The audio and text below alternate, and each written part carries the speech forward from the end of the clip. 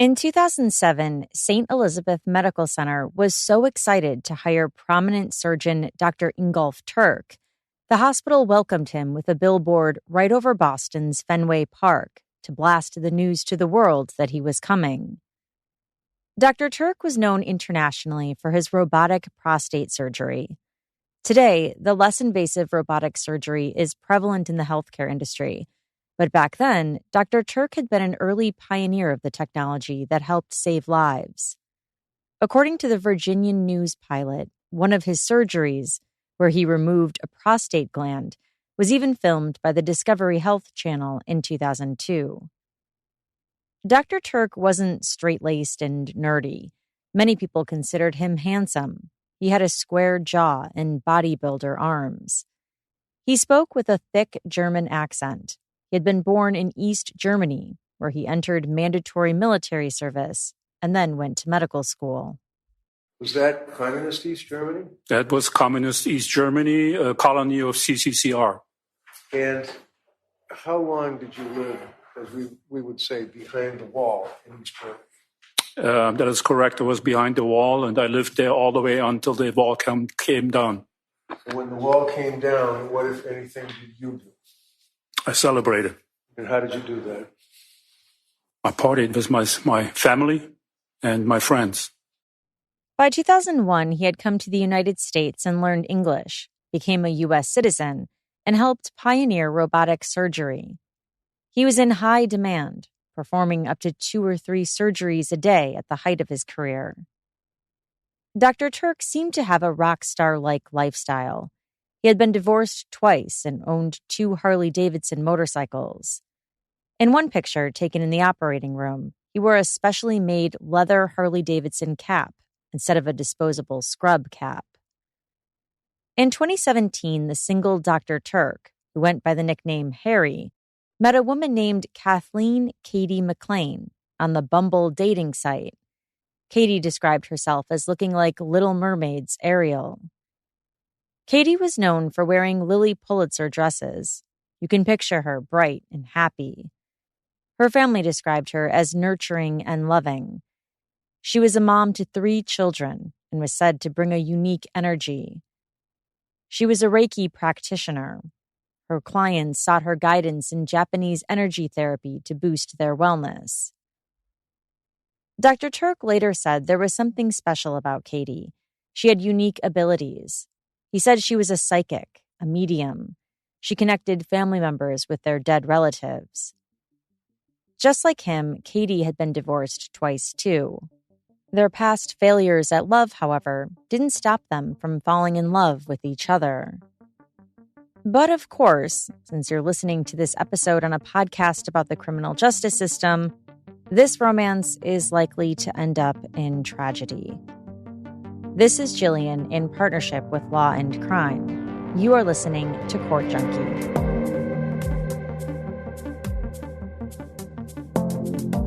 Anyone else basically rustling their sheets off in the middle of the night because they're stuck to your legs? That was me every summer until I stopped blaming the AC and started blaming my actual bedding. Which brings me to Boll and Branch.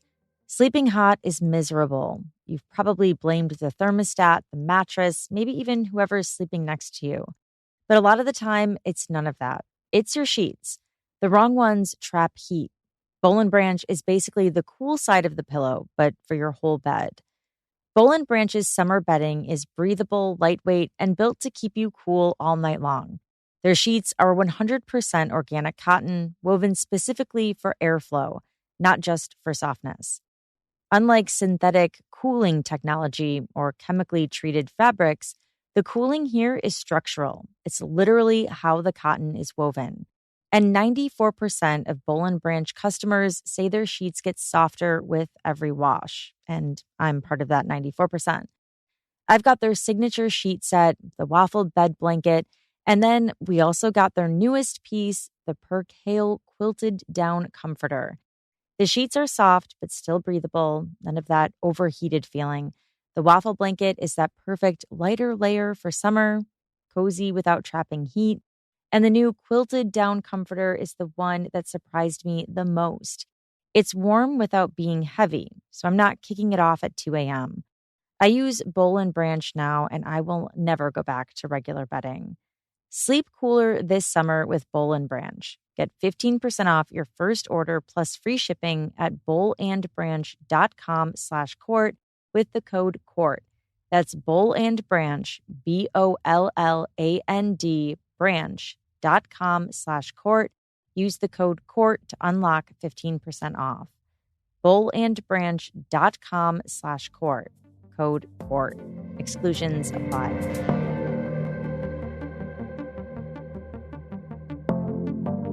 Five months after meeting, Dr. Ingolf Tuerk and Kathleen McLean were living together. Katie and her 3 children moved into his multi-million-dollar house in Dover, Massachusetts, that had a movie room, a home gym, and beautiful wooden floors. Dr. Tuerk's 2 children from his previous marriage lived at the house part-time, too.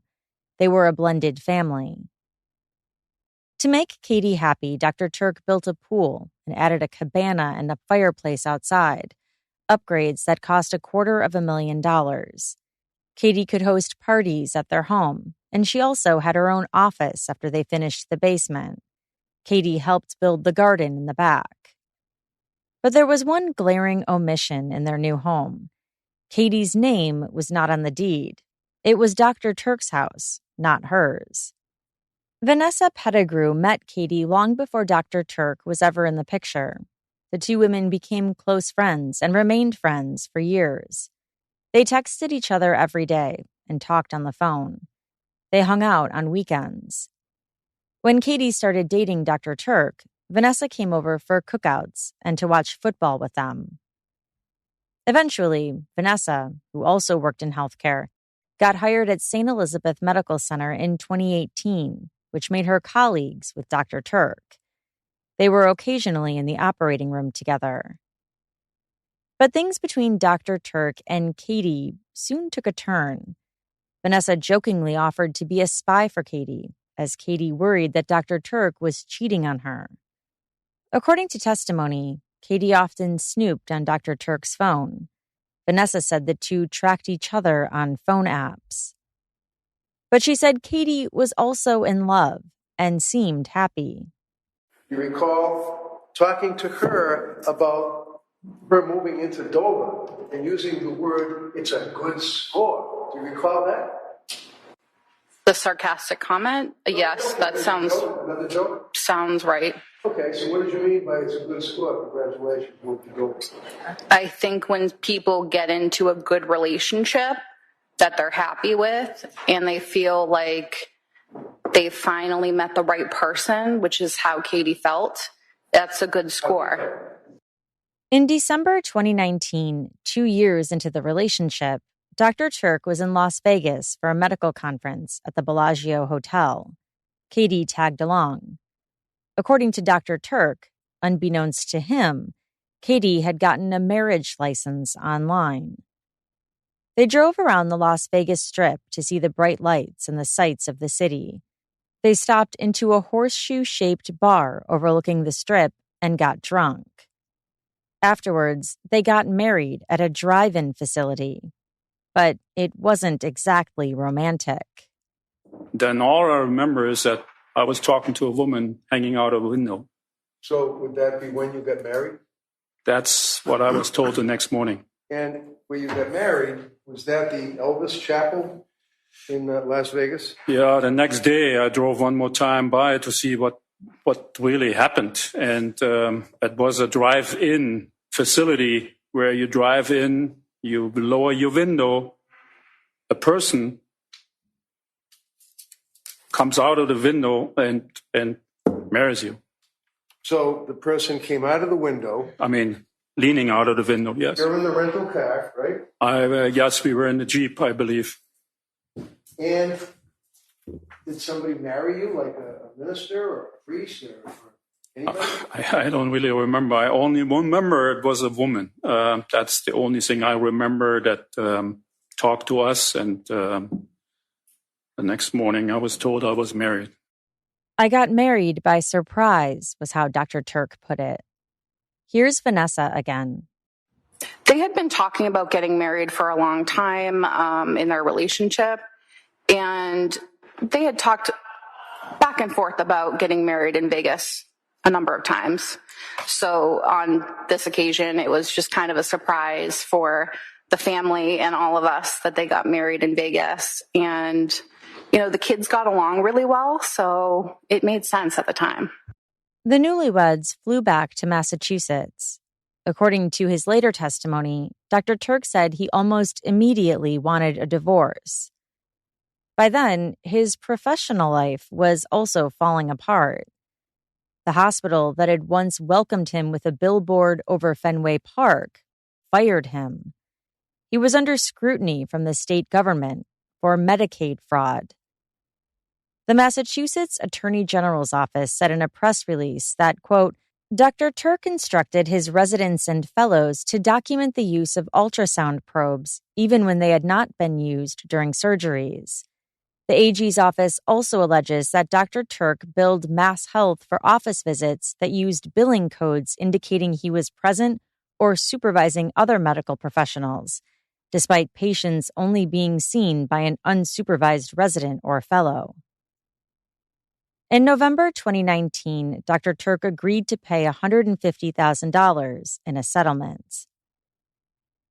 5 weeks into his marriage, Dr. Tuerk met with a divorce attorney. He said he wanted the marriage to end. He testified that Katie found the divorce attorney's email on his phone while he slept. What happened next was the beginning of the end. According to Dr. Tuerk's version of events, in February 2020, Katie called the police and got a restraining order against him. He then had to leave his home and went to crash with friends for several weeks.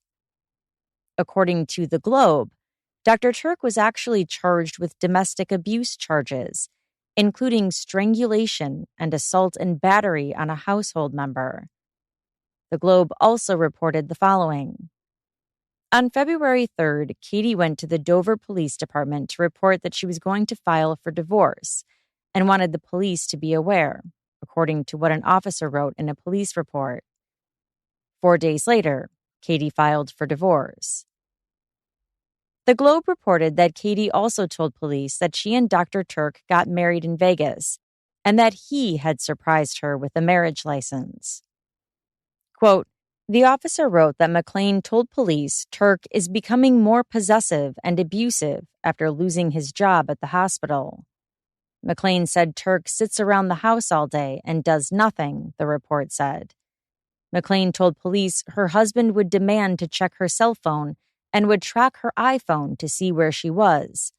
At one time, Tuerk made McLean print out her call log, according to the police report. Another quote from The Globe.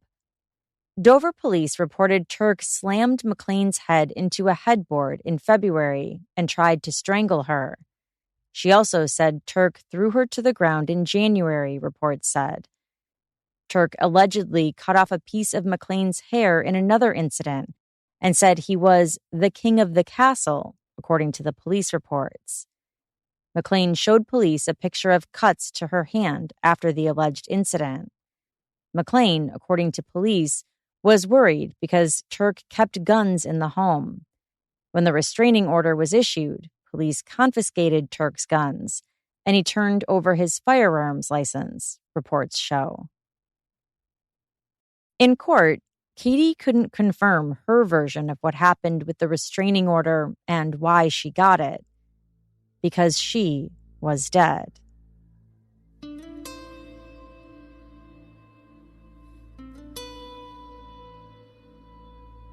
Unable to return to his Dover mansion because of the restraining order and fired from his old job, Dr. Tuerk flew to Germany for a new opportunity as a consultant for a robotic surgical device. But it was March 2020, and the global pandemic was unfolding. Americans were called to return home, and Dr. Tuerk's life was upended as he flew back stateside. First, he stayed in a hotel. I was scared, he said. He was middle-aged and scared of living in a public space and getting sick. He felt abandoned by his friends, who wouldn't let him stay on their couches. Finally, a friend let him crash in a trailer in Florida. He drove down, thankful to find a place to quarantine alone. Meanwhile, the divorce proceedings weren't moving forward. Instead, quite the opposite. The couple's neighbor in Dover, a man named Kurt, was helping broker peace. Kurt had met Katie at the American Legion years ago. She even got him to try Reiki once in her living room. Kurt was friendly with Katie's friend Vanessa, too, and Dr. Tuerk. Sometimes, Kurt and Dr. Tuerk smoked cigars together or grabbed a beer. Kurt, a heavy equipment operator, texted Dr. Tuerk, telling him that Katie missed him. Encouraged by this, Dr. Tuerk then wrote Katie a letter. Katie sent him text messages. Dr. Tuerk responded back. Some of his messages were very 2020, like commiserating about the scarcity of toilet paper at the store during the pandemic. Other messages were about their love. The hard feelings were loosening. In May, Dr. Tuerk was finally back in Massachusetts, although he booked a hotel room to stay. Katie visited him at the hotel, and they became intimate. On May 6th, do you recall discussing between the two of you, your coming home and being with her? Yes. You recall on May 6th would be 1526, discussing coming back together. You asked, what if you don't like me anymore? Strike that, I apologize. That was a text from Katie to you. What if you don't like me anymore? Your response, I love you, Katie. You are my wife. I will like you for the rest of my life. And then she responded, okay, well, I have my period now and most likely will still Friday, so not sure about sex. That was on May 6th in the afternoon. I recall that. Addressing May 9th, which should be right after the 6th. You recall her sending you texts, page 1541, where she texted you, I love you, Harry Tuerk. Last night was the very best lovemaking I ever felt. I felt so safe and connected to you, with you. Thank you. I love you, etc. You blew me away, Harry, both times, but that second time you were all there, all in. I recall that text messages, yes.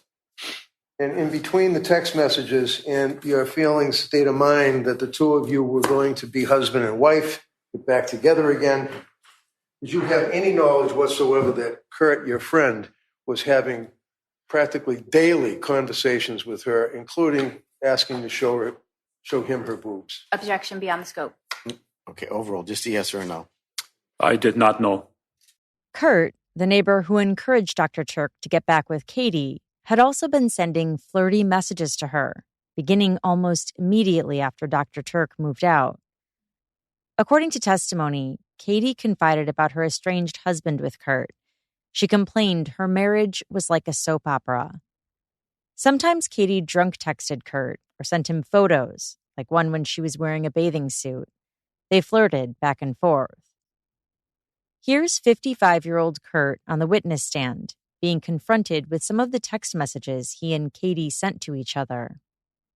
March 2nd of 2020. What did you say to her? I want to see your boobs. I want to see your boobs. Did she show you her boobs? I don't recall. You don't recall? Give me that, please. Do you recall asking her to put on her best sexy outfit, telling her she's bad and naughty? Objection. Sustained. No. Do you remember telling her, text, tell her I'll meet you in the garage? Yes. You guess. And then you said in 5. Tell her that? Yeah. Objection as to procedure at this point. Procedure? Okay. So ask him if it refreshes his recollection. Does that refresh your memory, sir, that you told her that you'd meet her in the garage in 5? I guess so. Okay. And then when she responded, I'm just too good to you. Do you recall that, sir? It did.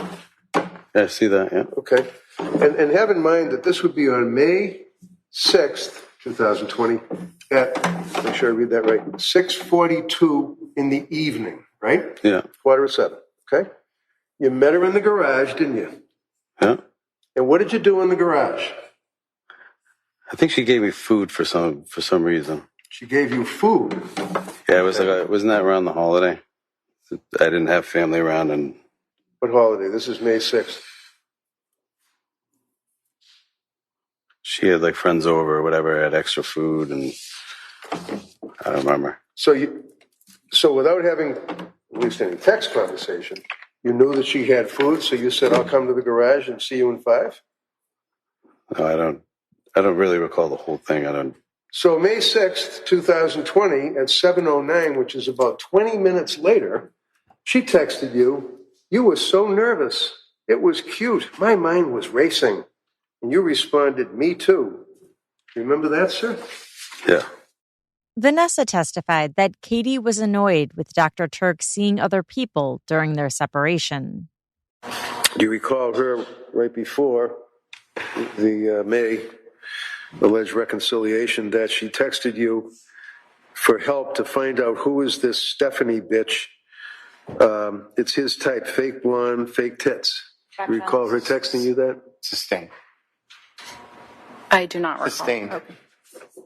Do you recall while they were ostensibly reconciling that she indicated to you that she was still going out on dates with the dentist from New Hampshire?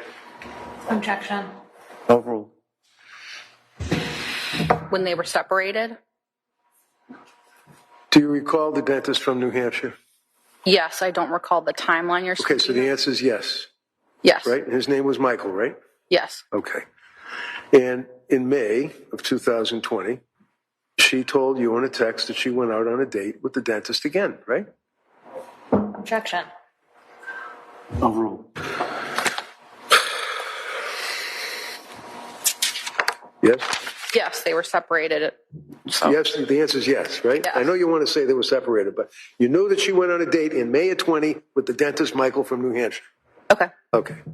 Vanessa explained how the couple got back together during the pandemic. Harry had sent an email through his lawyer to reconcile. And was Katie considering that? She was going back and forth. She was uncertain, but conflicted. She had to weigh the pros and cons. She was very concerned about her children having a normal, stable life. She wanted the best for her kids. That's all she wanted.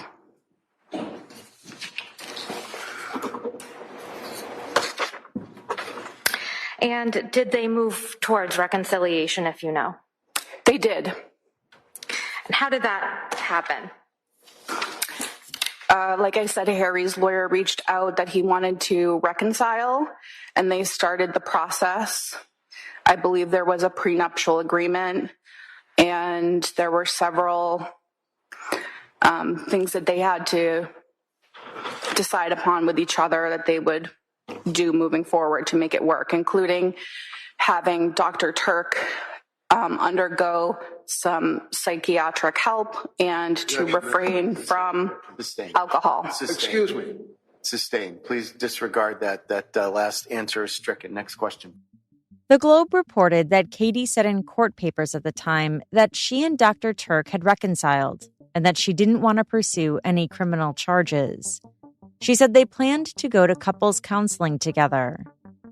In an affidavit obtained by the Globe, Katie wrote, "I feel safe and would like to bring my family back together with my husband. My goal is to salvage our family, including reuniting with my husband as father and stepfather to my children."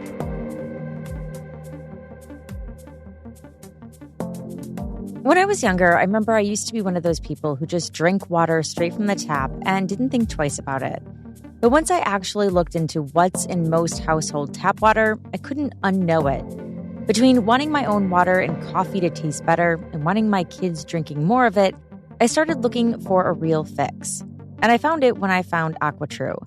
If you're like me, you probably don't fully trust your tap water. And according to the Environmental Working Group, most homes in America have some level of harmful contaminants in theirs. AquaTrue purifiers use a 4-stage reverse osmosis process, and their countertop models need zero installation or plumbing. You just plug it in. AquaTrue says it removes 15 times more contaminants than a standard pitcher filter. They've got options for every kind of home, too. Installation-free countertop purifiers, which is what we have, higher capacity under-sink units, even a Wi-Fi connected purifier and an alkaline mineral option if that's your thing.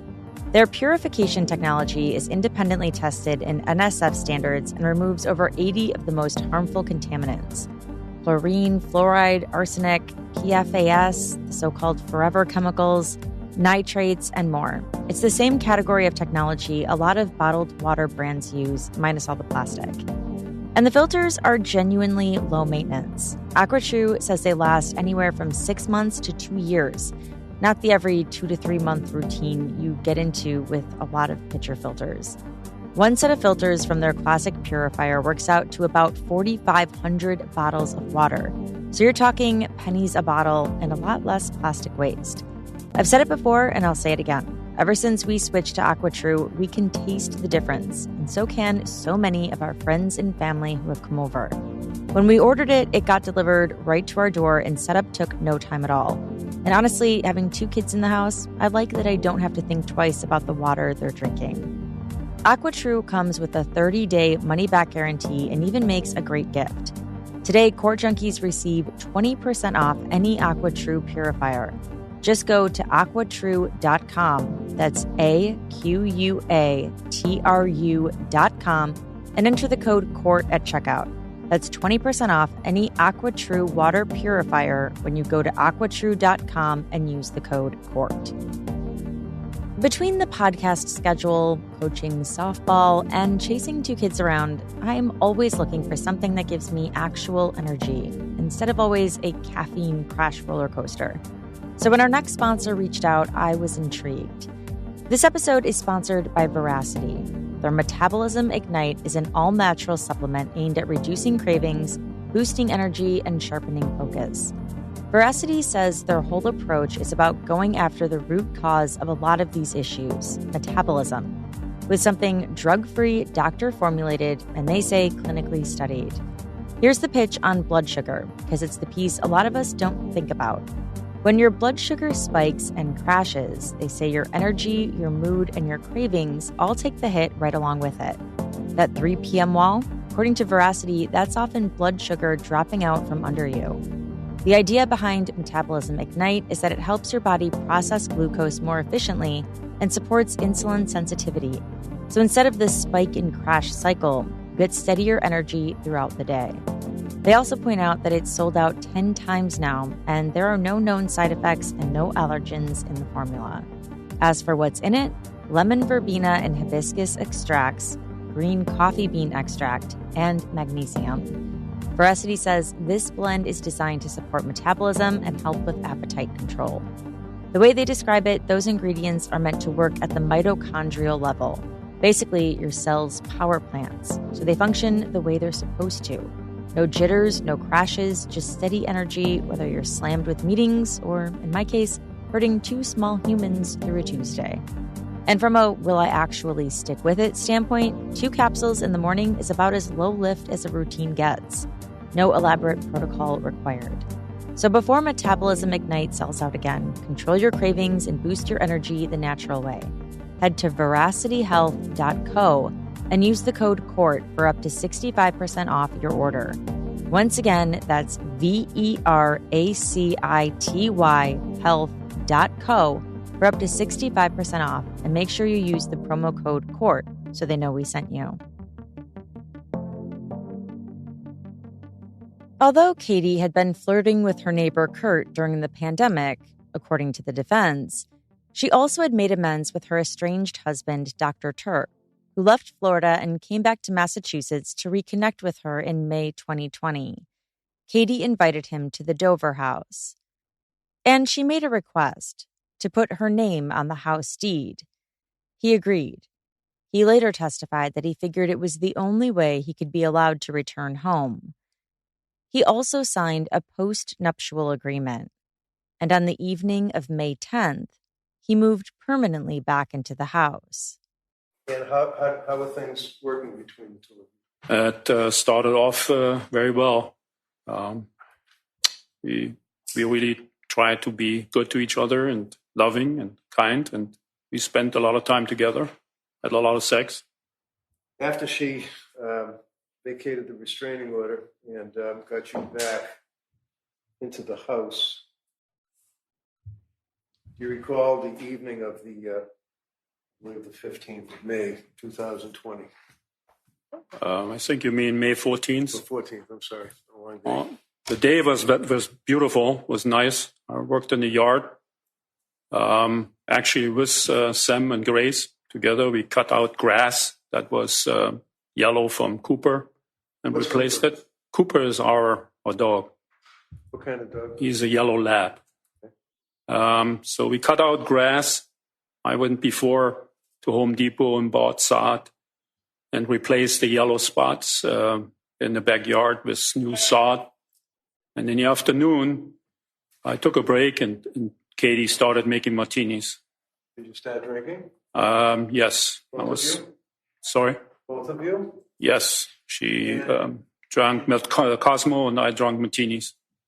Did you then, the two of you and the children, engage in any activities? Yes. After 2 or 3 martinis, we had dinner as a family in the kitchen on the family table, which was nice.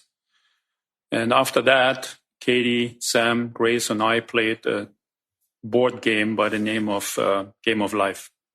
And what time did you finish playing the board game? Did the kids then go somewhere after playing the board game? Yeah, we played after dinner for probably 2 hours, I kind of estimate, and we finished probably around somewhat 9 p.m. And then Sam and Grace went upstairs to their rooms. And Katie and I continued to have some drinks and went to the family room watching TV. As the night went on, the reunited married couple were alone in their bedroom and had sex. But this seemingly perfect day was ruined when Dr. Tuerk got a text message. It was from a longtime friend, a female friend, Kate Kelly, who wished him and Katie good luck in their reconciliation. Dr. Tuerk said he relayed the message to Katie. According to him, that only made her angry. He said Katie had always been jealous of his female friends. She demanded the phone from me. Did you give her the phone? She said, "Give me the phone. I need to see the texts." And I said to her, "Please don't do it," because there were all the text messages from before. Months before. Yeah, during the separation months when Kate Kelly was communicating with me and trying to help me going through that time. And there were certainly some critical words written about her. And I told Katie, please don't look at that. That's old stuff. You proposed clean slate. Did she look at it? She did. And listen to my questions. Yes. When she looked at it, what happened? She demanded the phone, and I gave it to her. She proceeds to look at the phone. She did. The Kate Kelly texts. Correct. What did she then do? She got even more angrier. Did she do anything at that point? She screamed. At you? Yes. Where were you when this was going on? The bed. Did you have, by the way, alcohol? Were you guys still drinking? Oh, I started drinking, or we continued drinking again after the game, and we continued drinking in the bedroom, yes. And did you have, were you drinking with a glass in your hand while you were talking to her after you guys were up? We both had glasses in our hands, correct. And at some point, while she's yelling at you, what happened then? Well, I tried to calm her down and said, please, Katie, stop. Please, Katie, please stop. And she was in the bed, and I kind of walked around and tried to calm her down, and I went on my knees and begged her to stop, please. You went on your knees? On my knees. And you begged her to stop? Yes. And what did she say? I said, fuck you. What happened then? She hit me. With what? With the glass. Did you know that? Did she hit you with the glass? Yes. And where did she hit you with the glass? Right on my head. When she hit you with the glass, did you get cut? Yes, I bled. I'm showing you what has been marked as Exhibit 294. But hold that up for the jury and point out exactly where the injury is to your head on that photograph, sir. Right here is the cut. Now, show all of us down here too, please. All right? So that would be the right side of your head. Yes. Right here. Right here. Now, when she struck you with the glass, did the glass do anything? It broke. And where were you when the glass broke? I was on the floor. What was your kneeling. state of mind at that point? I was scared to hell.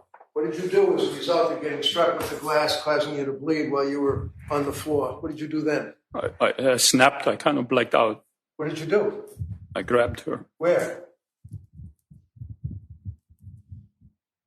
on the neck. How? Did you say anything? Oh, What did she do? she just flailed around, and then she kind of flailed around and fell. We fell on the floor together, I think, because that's when I came out of my blackout. That's where we were on the What floor. happened then? According to Dr. Tuerk, Katie was non-responsive. So she was, passed out, and I asked her, Katie, come on, please, Katie, wake up. Please, Katie, wake up. Did you realize she wasn't waking up? She didn't wake up. What did you then do, sir? Lifted her up and put her on the bed. What did you then do? To be comfortable, and then I tried some CPR on her. Did that help? It didn't work. What happened then? I was just sitting there and crying. What happened then? I panicked. What do you mean you panicked? What did you do? I tried to figure out what to do about that situation. He said he wanted to kill himself. He decided he needed to put her somewhere else. He said he couldn't have their children find her. So what did you do? I carried her out of the house, Where did you put her? put her in the car, Where did you go? put her on the passenger seat of the Jeep. And I Where did you go? drove to the pond. Is that the pond that's next to the house where the real estate guy testified here a couple of days ago that she wanted to buy a house, but it wasn't big enough to put a pool, but she wanted you to look at a house? That is correct. Sustained in that form. Is that the house? Did you go look at a house with her? We looked at that house 2 years prior, yes. Right. And she went by herself first, Yes. and then that brought you. Then she said, Okay, so did you go look at the house? she asked me to look at the house with her. Did you? Yes. All right. Is that the pond that you went to? Yes. What did you do when you got to the pond with the Wrangler and with Katie? I put her in the water. When you put her in the water, did you take her top off? No, I did not. What happened to the top? I have no idea. Did you see photographs that showed that it was snagged on a branch by the edge of the pond? You told me. I didn't look at that photograph. Look at it. No. Okay. At some point, did you realize that she was floating? Yeah, kind of was surprised that she What was. did you do as a result of that? I walked through the yard and tried to look for something that may, bring her down. What were you wearing for footwear? I was wearing flip-flops, What were you wearing for clothes? boxers. Boxer shorts? Yes, Why were you wearing boxer shorts? because that's all I had on after we had sex. Found some rocks?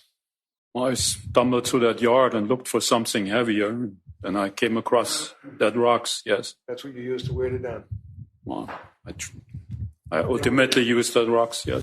Katie's daughter read a statement later in court saying she saw Dr. Tuerk that night. I woke up in the middle of the night, looked down the stairs, and saw Harry Tuerk.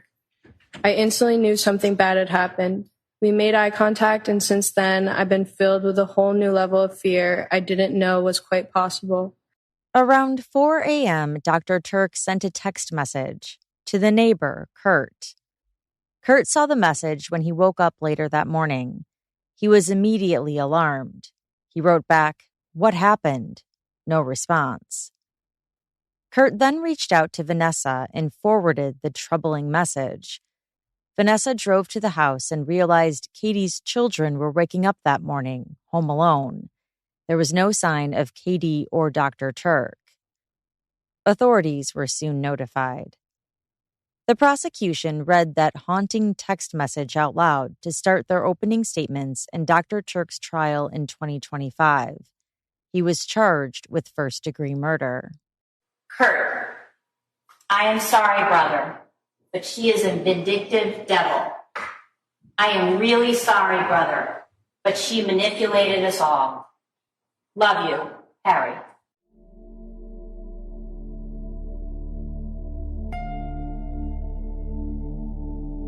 While on the stand at his trial, Dr. Tuerk testified that he was drunk and shocked after he choked his wife and threw her body into a pond. He said he then returned back to the scene of the crime, his Dover house, and retrieved his phone because he wanted to say goodbye to his friends. He put on his jeans and snatched his wallet and apparently a whiskey bottle, and then he went back to a hotel, determined to die by suicide, he told the jury. According to court testimony, the knife cuts on his wrist were superficial. He was soon discovered, passed out in the hotel. The hotel called the Dedham police and asked them to do a well-being check. And when the Dedham police responded to the hotel, no Katie, but they found the defendant totally unresponsive, passed out in his bed. He had scratches on his body. There was knives. There was a liquor bottle. And he was transported to Norwood Hospital, where he remained unresponsive for many hours. So family and friends continued to search. Law enforcement searched in Dedham, Dover, Medfield. Her phone was pinged, and it covered a wide area. So law enforcement was searching in the woods with dogs. No Katie. There was concern that she could be injured in those woods. All day Friday, no Katie. On the stand, Dr. Tuerk's attorney asked him if he remembered being at the hospital. When I woke up? Do you remember the police coming to talk to you? Yes. And when you spoke to the police, what was your condition when you spoke to the police? Were you awake? Were you aware? Were you tired? I was totally hungover. I had a massive headache, and I was very confused. I was shocked about the whole thing. Actually, I was shocked that I woke up. I didn't want to be there. I didn't want to live. So you spoke to the police. We heard your statement to the police, correct? I spoke to the police, yes. At the time that you had the glass smashed off your head, cutting you, causing you to bleed, and you came up with your hand and grabbed her with your hand by the throat, did you intend to cause her harm and kill her? No. Oh, never. Then came the cross-examination by the prosecution. Let's talk for a little while about what happened in the bedroom. When you grabbed Katie's neck with one hand, you were on the floor, right? That's what you're saying? At the time that she struck me, I was kneeling on the floor and begging her to stop.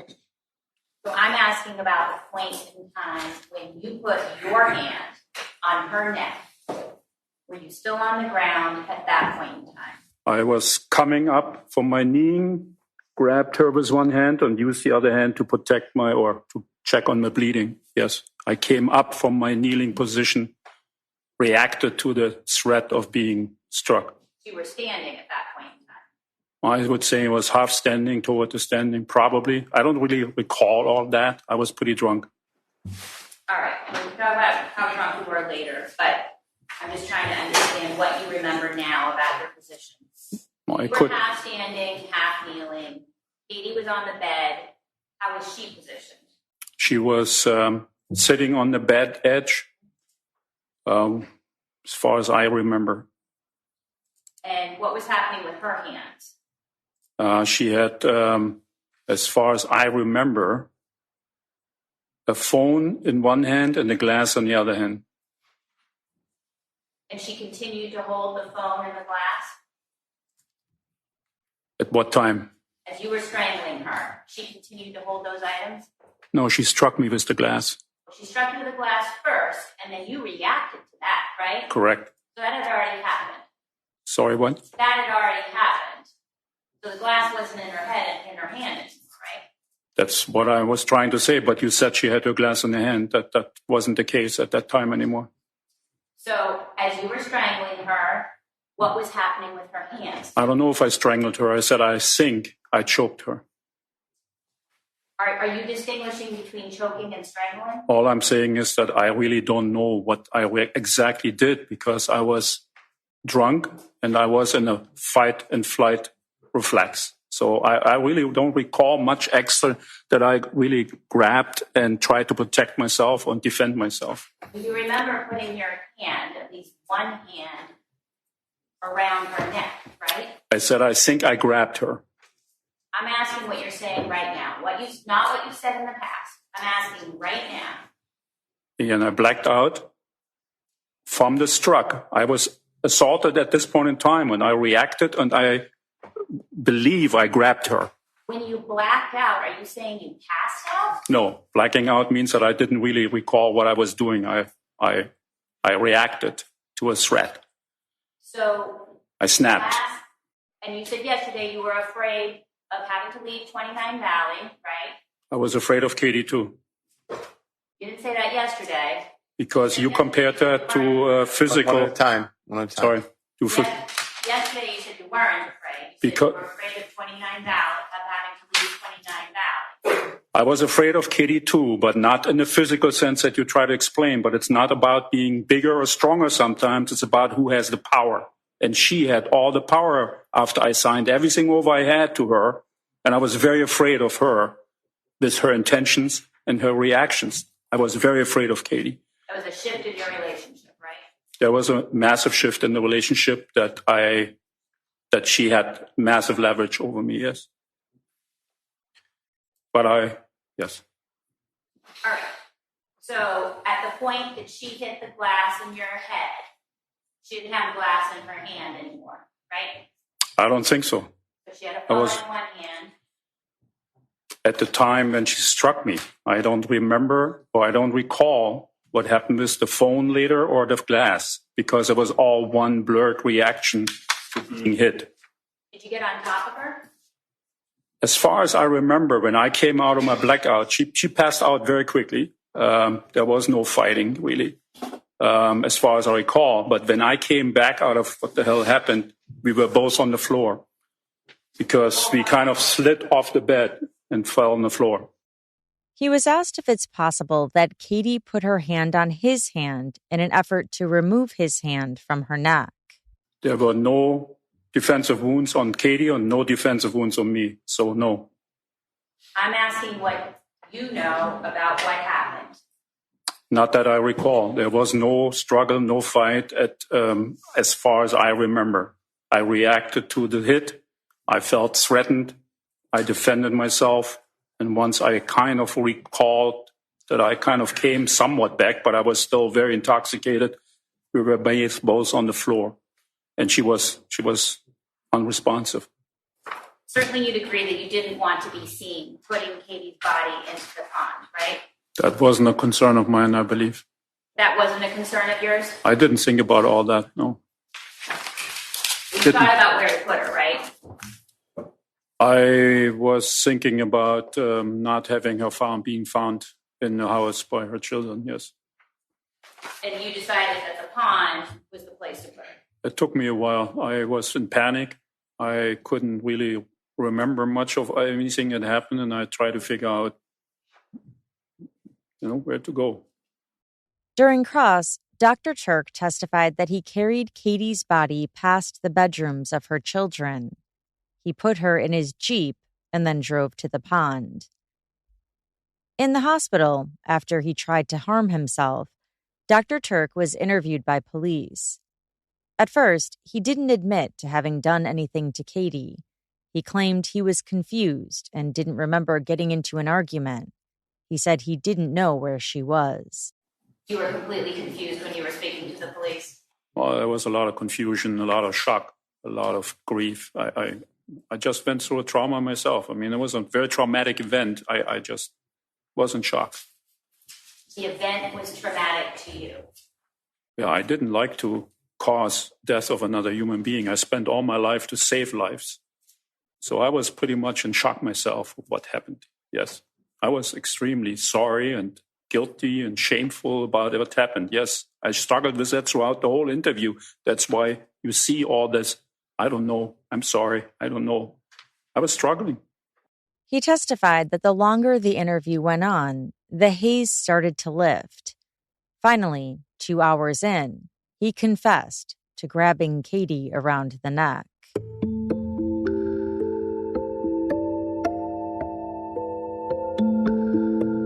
Colleen Tengwe, a sergeant with the Massachusetts State Police, was called into the investigation and headed out to the Dover house to document the scene.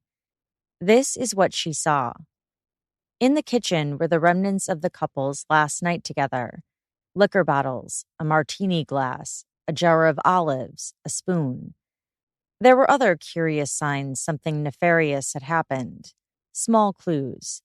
Sergeant Tengwe noticed a series of small black scuff marks about 2 feet apart throughout the house that seemed like they were a pattern. The wooden door frame leading into the main bedroom was damaged. The primary bed was made. On the comforter was a brownish red stain. Dr. Tuerk said it was Katie's period blood. A pile of sheets had toppled on the floor to the right of the bed.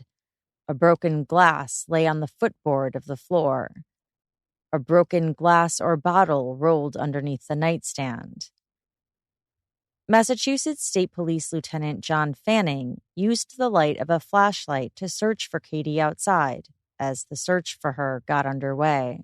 And at a certain point, were you able to observe anything from the shoreline? I was. Within 2 to 3 minutes, I could see at the time it was dark, overgrown, thorns, bushes, trees down. It was not an easy area to walk through. I stayed very close to the shoreline. And could you see whether the body was, could you see the condition of the body? I moved closer to the closest point from the shore to the body. I could then tell from there clearly that it was a body. I could see an upper torso that was exposed. The body was face down. I probably had a better description of the body once it came out of the water. But at that time, I could see what I would describe as black pants, upper torso, dark hair, face down. And could you tell if the person was alive or deceased at that point? Deceased. Katie's remains had been 15 to 20 feet from shore in 3-foot-deep water. She was naked from the waist up. The body was approximately 15 to 20 feet out, roughly in 3 or 4 feet of water. And they basically bring the body back onto the shore. They had a blue tarp set out, and they placed the victim face down. And can you describe the body at that point in time? The body was, again, there was nothing on the upper torso. There was no shirt on the upper torso. I noticed 2 large rocks in what I would describe as black yoga pants. It seemed like there was one in the front, one in the back. Once the body was turned over, again, I observed what I believe to be another rock in the front of the pants. Nothing on the upper torso. Darkish hair. And then when I looked a little bit closer, I did identify it as, the body as Kathleen McLean. There was debris on her body, soot from the pond, dirt, dust. Her body was, I would say, well preserved, and it just had pruning, as if you were in a bathtub for too long and you get prune skin. That's how I would describe the condition of her body. I started searching around the area, not too far from where I saw the body. I found a black, at the time, it looked like a black shirt. It was kind of hooked on a tree that had fallen down, kind of got caught on maybe like what was a branch at one time. So I made sure that we documented that. When crime scene showed up, they documented the shirt. Eventually, once we removed it, we realized it was a black tank top style shirt. Later, Katie's older sister, Beth, recalled seeing her sister's body. I had to go see my sister's body before the kids after an autopsy and 2 days in a dirty pond. My beautiful sister did not look beautiful. I had to clean dirty black pond mud from under her nails. I had to put lipstick and jewelry on her. I had to fix her hair. I put her in a bright Lily Pulitzer dress because that's who she was. She was bright and she was happy. I tried to make her look like Mom for the last time that the kids would see her. Kathleen McLean was 45 years old. Everything she did in her life centered around her 3 babies. All of her life work was dedicated to caring for people who needed to be healed or taken care of. She was kind. She was gentle. She studied occupational therapy. She drove cancer patients to treatments who didn't have family. She did toy drives at Christmas. She volunteered at food pantries. She worked for years as a preschool teacher and always called the school her happy place with all the littles. She was a godmother to my children. She was a Eucharistic minister with the church. She was the room parent, the library mother, the Girl Scout troop leader, a Reiki practitioner, and she was my only relief in caring for our mother who was dying from Alzheimer's.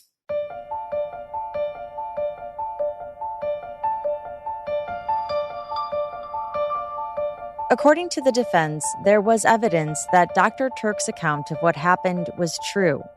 Experts agreed that Katie had been strangled. Her eyes had burst blood vessels, which showed that a force caused increased pressure, causing them to burst. It was a clue leading the medical examiner, Dr. Michelle Matthews, to cite strangulation as the cause of death. There were also hemorrhages in the neck muscles on the front of Katie's neck.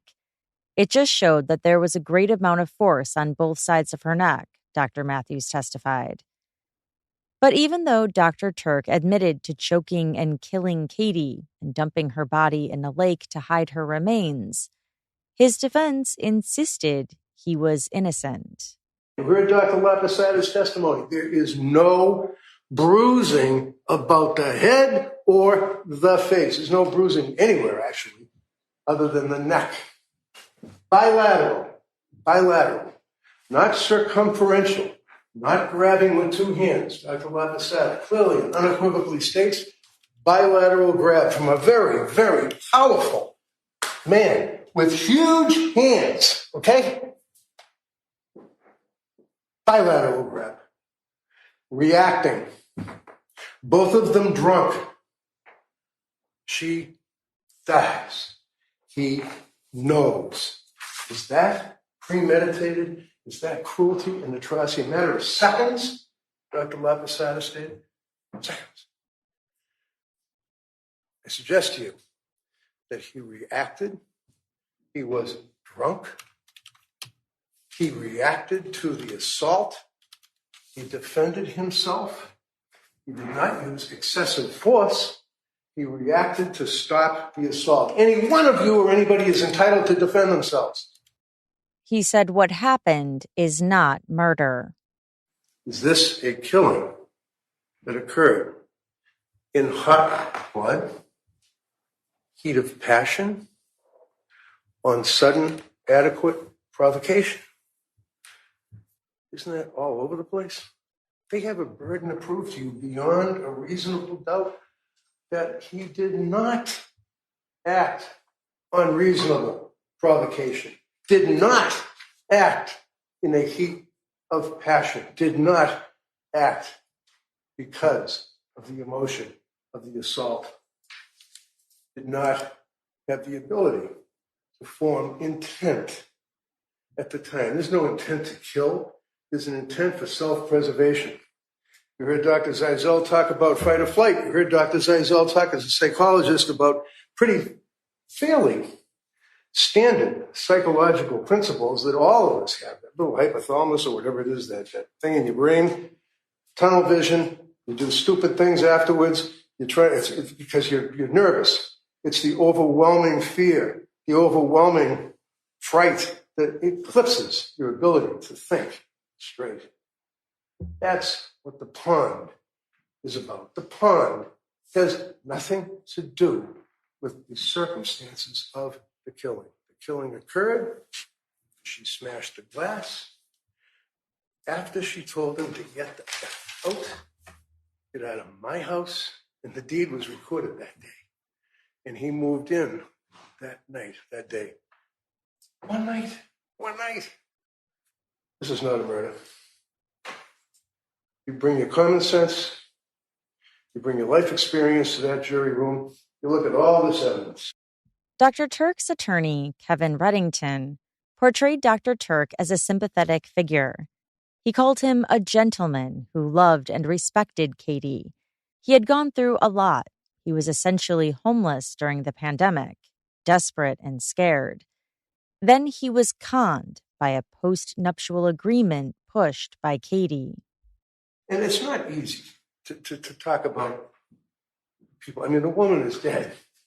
As an attorney, I'm not stupid. I know you don't, as we say, trash the victim. I know that.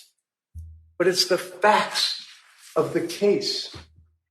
Reddington described Katie as obsessed with sex and ruthless in her goals to get what she wanted. During this period of time, he's thinking that they're going to reconcile, but right up to the very end of that period of time, she's not in a mindset that she wants to reconcile. She's more interested in talking to guys and doing whatever she's doing with curtains. You heard the evidence. What do you think was in her mind? You think she really wanted to reconcile? No, she wanted the deed. She wanted the house. She wanted the security. We can say security. She wanted the security. This fool signs a deed against his lawyer's advice.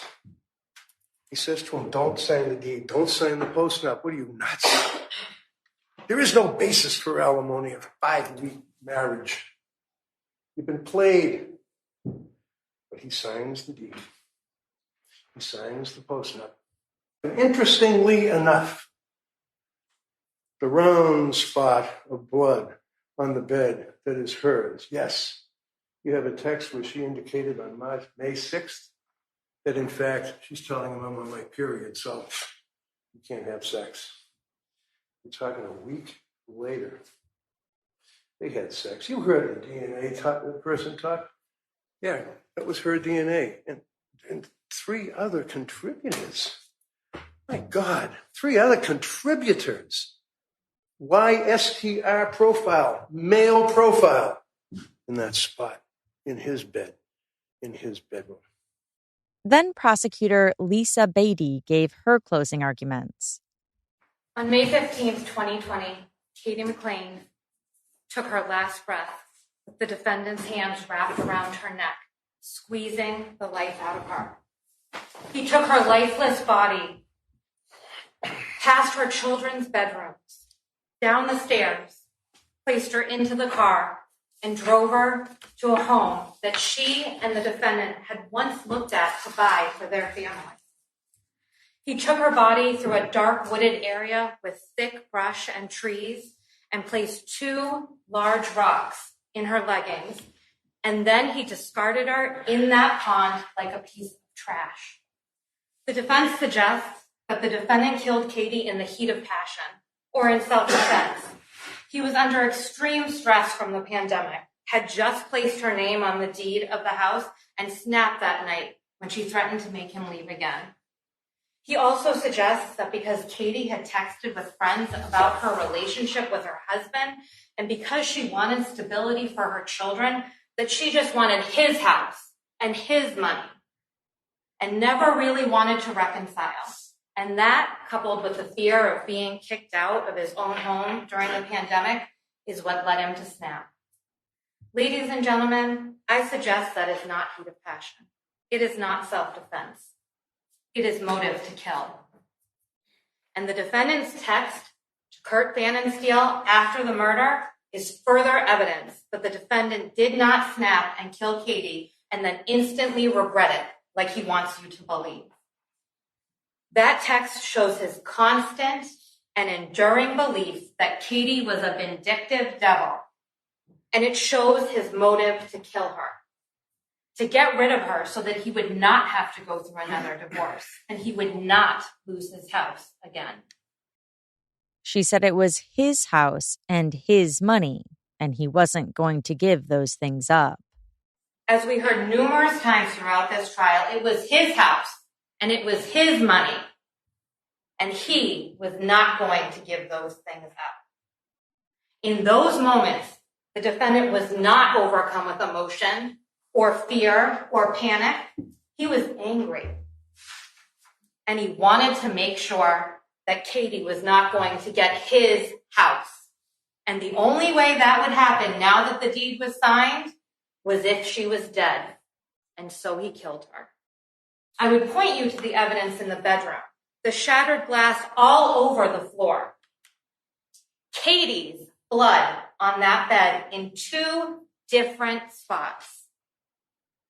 The photographs of the scrape on the defendant's head, coupled with his medical records that documented it simply as an abrasion.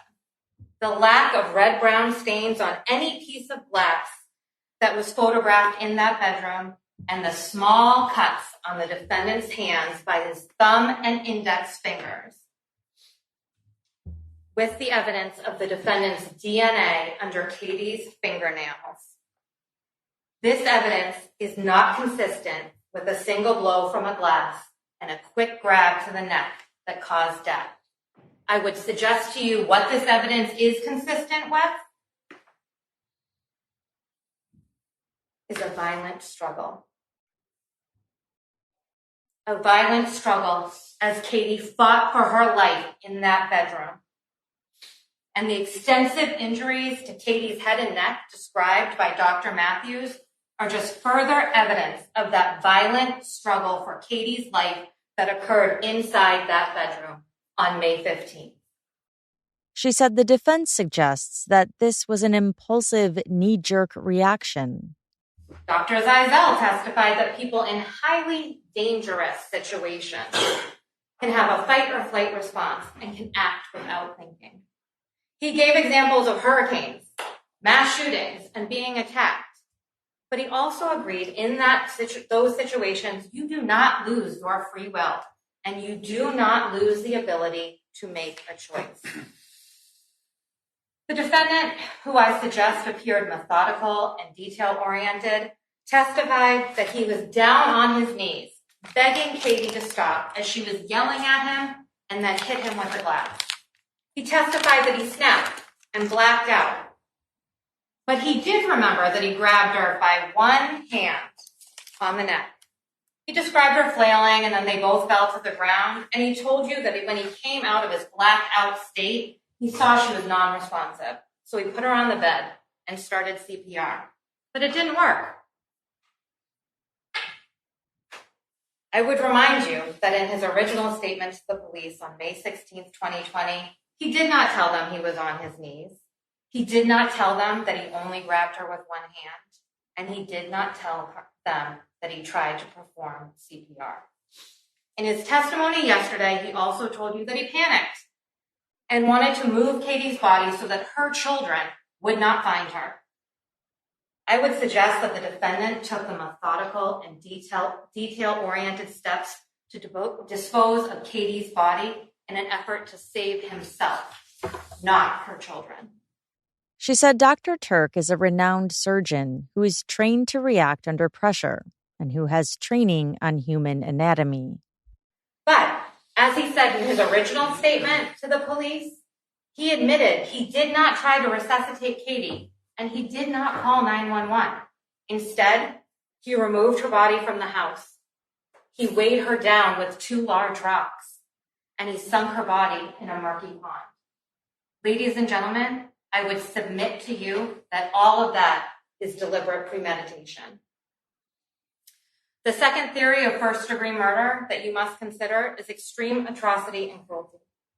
As with deliberate premeditation, we know the defendant killed Katie. And when considering the second element, his intent, again, remember the defendant has substantial medical training as a doctor. I would suggest that any reasonable person would know that cutting off someone's air or blood supply could result in death. The defendant, with his significant medical training, would have known that wrapping his hands around Katie's neck and continuing to squeeze as she was fighting him would reasonably cause her death. And during his testimony, he acknowledged that. The third element, that the killing was done with extreme atrocity and cruelty. When thinking about this element, I want you to remember the defendant's statements during his interview, as well as Dr. Matthews' testimony. I would suggest that the defendant continued to strangle Katie while she was fighting shows his indifference to her suffering.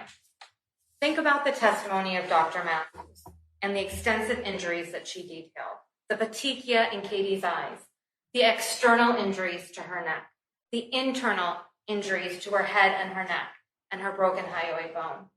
Remember where Dr. Matthews said the hyoid bone was, placed within the neck muscles, and the fact that Katie's hyoid bone was fractured. And the hemorrhages in her neck were 4 lighters deep.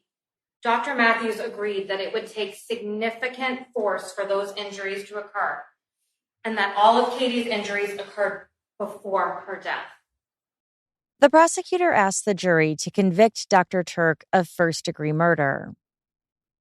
6 hours later, a verdict. Dr. Tuerk was not guilty of first-degree murder.